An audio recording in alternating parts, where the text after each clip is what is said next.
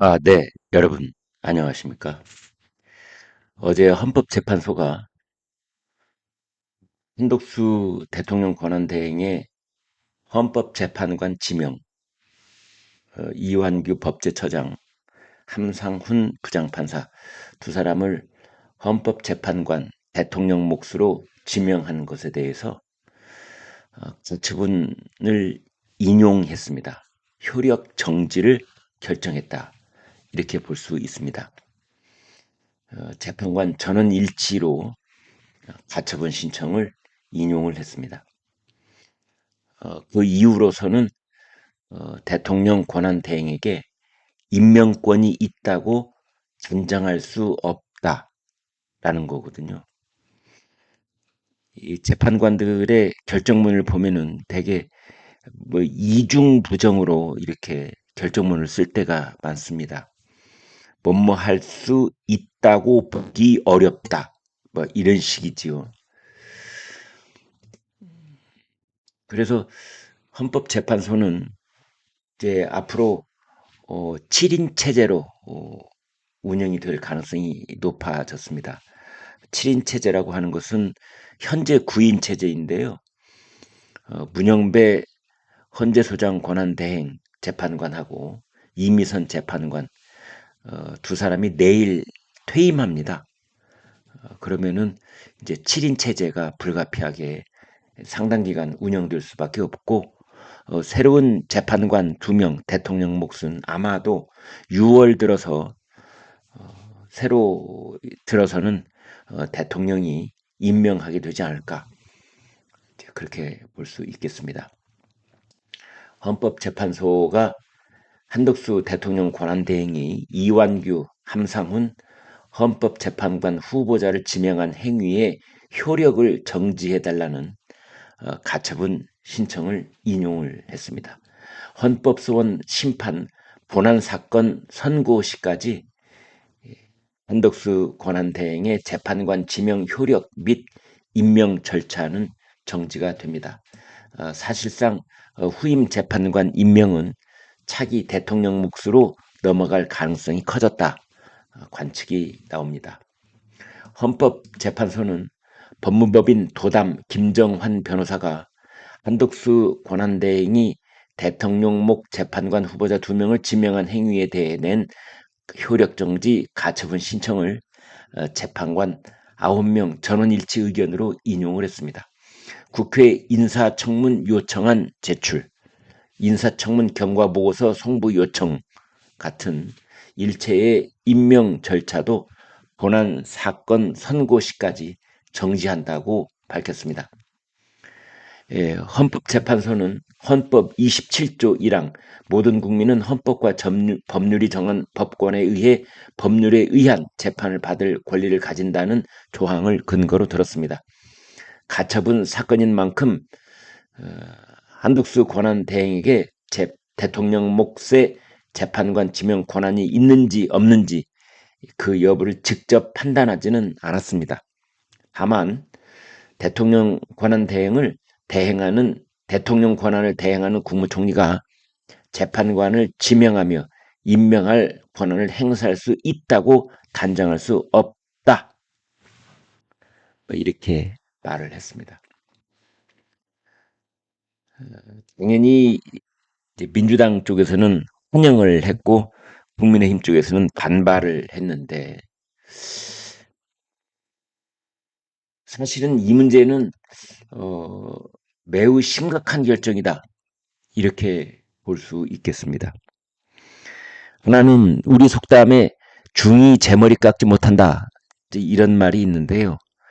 헌법재판관들이 자신의 동료 재판관이 될 수도 있는 이완규 법제처장이 이제 임명 절차가 끝나면 그 다음 날부터 자신들이 있는 바로 옆방에 이완규 재판관으로 취임을 하게 되는데 함상훈 재판관으로 취임을 하게 되는데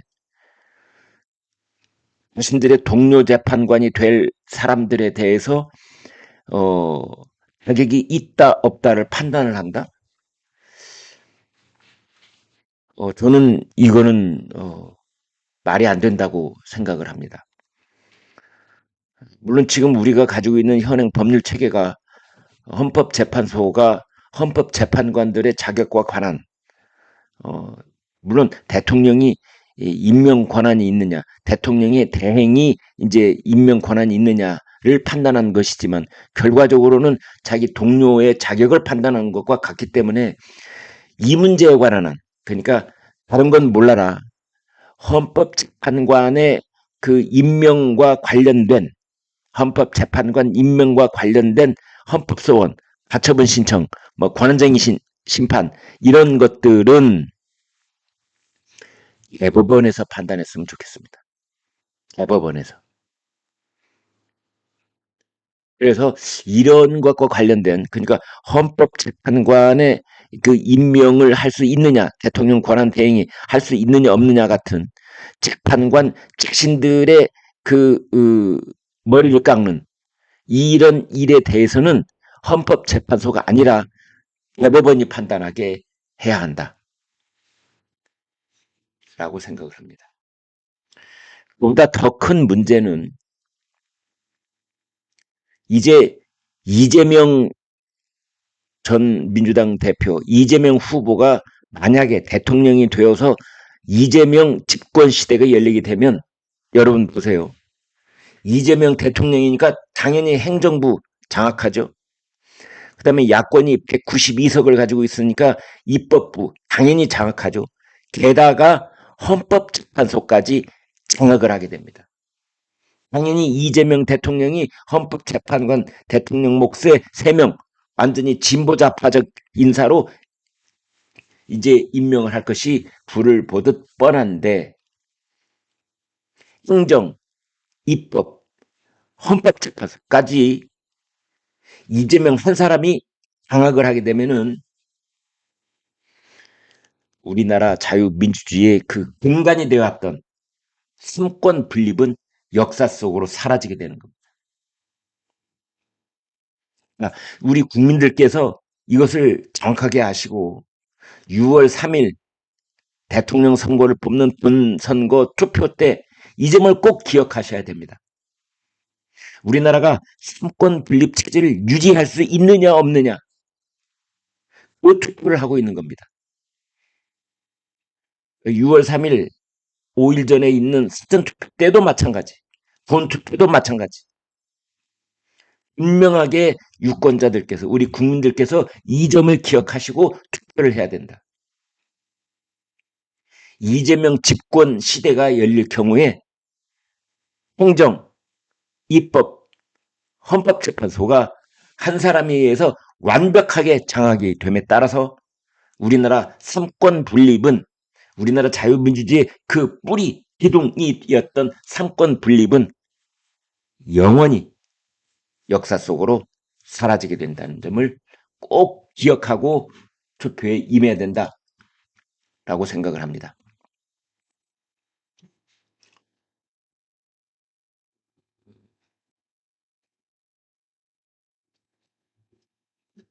박성재 법무부 장관이 헌법재판소에 탄핵 기각 결정으로 복귀한 직후에 윤석열 전 대통령을 출국 금지했던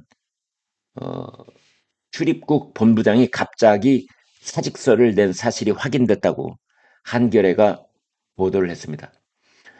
복귀한 박 장관이 윤 전 대통령 출국 금지 관련 문제로 본부장을 강하게 질책했다는 이야기가 나오면서 이런 보도가 이어졌습니다. 법무부 전현직 관계자들의 말을 종합한 이 보도에 따르면 박 장관은 헌법재판소의 탄핵 기각 결정으로 지난 10일 복귀한 뒤 각 부서 업무 보고를 받았는데요. 출입국 외국인 정책본부가 업무 보고를 했는데 이후에 배상업 출입국 본부장은 갑자기 사직서를 제출하고 이번 주 출근하지 않고 있다고 합니다. 당시 업무 보고 때 박 장관은 배상업 본부장을 강하게 질책하며 격노했고 고함이 장관실 밖에까지 들린 것으로 전해졌다라고 보도했습니다.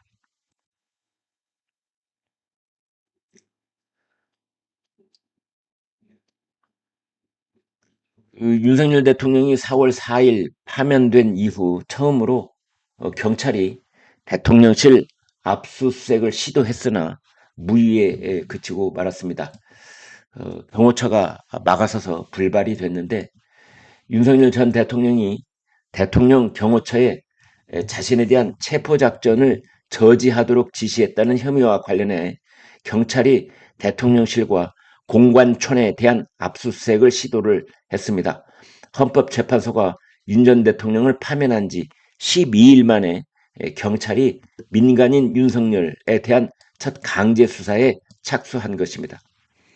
경찰청 국가수사본부 특별수사단 어제 오전 10시 13분부터 서울 용산구 대통령실 내 대통령 집무실과 경호처 사무실, 한남동 경호처장 공관에 대한 압수수색 영장 집행을 시도했습니다. 경찰은 올해 1월 공수처가 내란 우두머리 혐의로 체포를 시도했을 당시 윤 전 대통령이 김성훈 경호처 차장 등에게 막으라고 지시한 것으로 보고 수사를 확대해 왔습니다. 압수수색 영장에는 윤 전 대통령과 김 차장이 특수 공무집행 방해 등 혐의 피의자로 그리고 경호처의 비화폰, 보안 휴대전화죠, 서버와 체포저지 관련 문건 등이 압수수색으로 적시됐다고 합니다.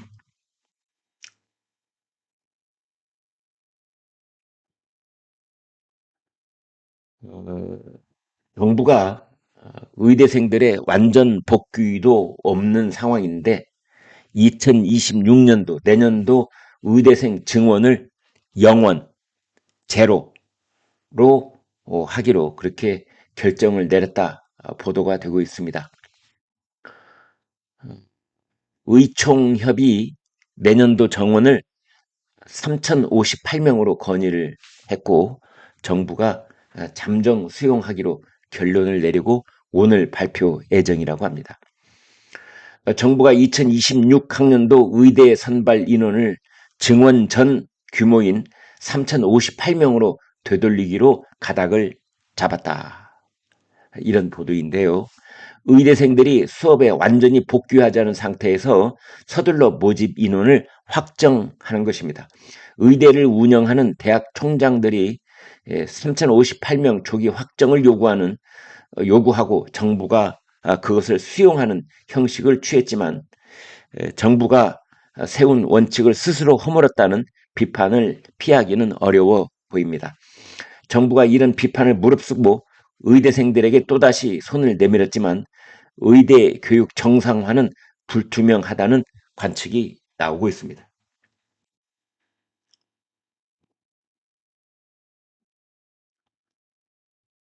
최상목 부총리 겸 기획재정부 장관이 다음 주에 미국을 방문해서 스콧 베센트 미국 재무장관과 통상 현안을 주제로 면담을 합니다. 기재부는 미 재무부가 오는 22일 미국 워싱턴 DC에서 열리는 주요 20개국 G20 재무장관 회의 및 국제통화기금 IMF 연차 총회에 참석하는 최상목 부총리의 방미 일정에 맞춰 관세 협의를 제안했다고 밝혔습니다. 재무통상당국은 통상 현안 관련 회의를 요청하는 내용의 미 재무부 메일을 받고 회의 준비 작업에 착수했다고 밝혔습니다. 일부 관계자는 구체적인 회의 참석자 일정 등을 조율하고 있다 이렇게 말했습니다. 그래서 최상목 부총리가 다음 주 미국에 가면 관세 협상의 키맨이라고 할 수 있는 스콧 베선트 미 재무장관과 관세 협의를 직접 벌일 것으로 그렇게 보면 될 것 같습니다.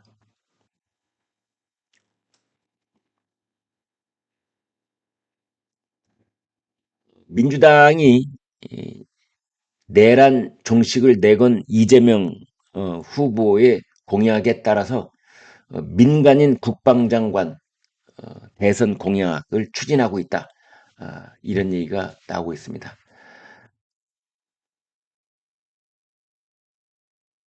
또한 이 홍첩사를 세 개로 쪼개는 해체 수준의 개혁안을 또 추진하고 있다. 이렇게 보면 되겠습니다. 국군 방첩사령부는 군내 보안, 방첩, 신원조사, 동향 파악 등을 담당하는 국방부 직할부대입니다. 국가 전복, 테러, 간첩작전, 방산 스파이 관련 정보를 수집하고 이를 억제하는 방패 역할을 하는데요. 이 방첩사를 세 개로 쪼갠다. 지난 계엄 선포 때 그 핵심에 방첩사가 있었다. 뭐 이런 겁니다. 그리고 검찰도 개편을 한다. 검찰청을 수사권을 다 없애서 공소만 할 수 있도록 공소청으로 전환을 한다. 뭐 이런 내용도 나와 있습니다. 감사원도 개편을 하는데요. 감사원이 감사를 하게 될 경우에 예, 국회가 감사원의 감사 내용을 통제할 수 있도록 국회의 승인을 받는 그런 절차를 삽입하는 그런 안을 추진 중이라고 합니다.